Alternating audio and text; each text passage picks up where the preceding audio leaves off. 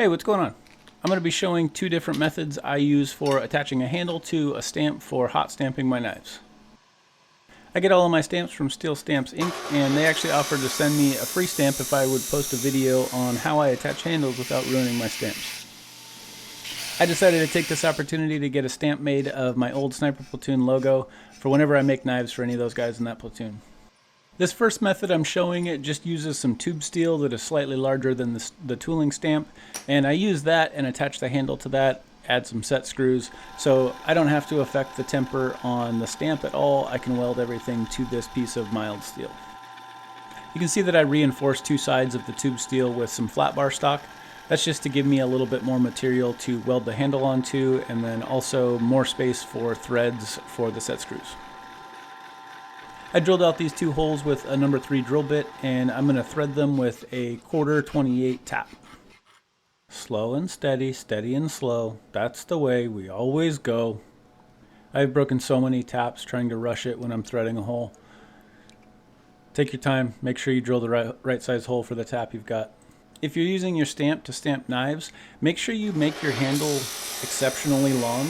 It really sucks if you put like a 6 or 8 inch handle on there and then you go to stamp your first full tang knife and your hand is like directly over the handle. You know, your knuckles heat up really quick and you start rushing it, and it's really hard to keep your stamp in place, and it really often leads to double stamping and impression. So I like to go with a 14-inch piece of rebar. That usually gets my hand well clear of the handle, and I still have plenty of control over the stamp. I know there's a lot of machinists and welders out there that could make this look a lot prettier than I made this one, but at the end of the day, I don't sell stamps, I sell knives, and I just need something that's functional. Here's the first stamp with this one, and it worked out pretty well. I finally went and got a heavier junker hammer for stamping, and I used to use a 2-pound rounding hammer, and you really have to hit your stamp hard. This is a 4-pound cross peen, but it's got a pretty flat front face on it, and this was actually way easier to stamp with. So I would definitely go with something heavier and a larger, flatter face for stamping.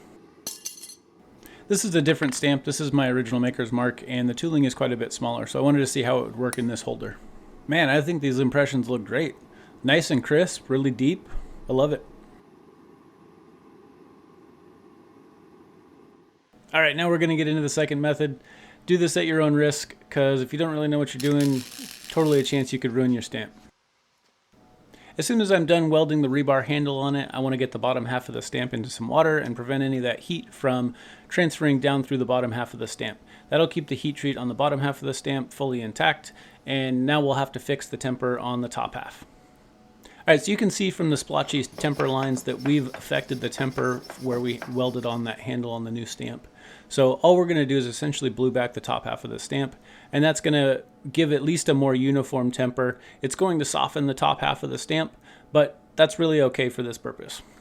If you've never blew back the spine of a knife, then make sure you go slow, remove the heat often, and give it 10-15 seconds to see where those temper lines drift, because there's a little bit of a lag with how the temper and the heat transfer through the steel. I checked the temperature with an infrared thermometer, and it was around 380 degrees Fahrenheit. Alright, now to see what we've done, I file test the top and the bottom. The top will skate a 55 Rockwell file, but 60 digs in. I'd guess it's probably somewhere around 56 to 58 Rockwell. The bottom still skates a 60 Rockwell, but just barely, so it's probably around 60 to 61 Rockwell. Well, good luck out there with your stamps. Thanks for watching.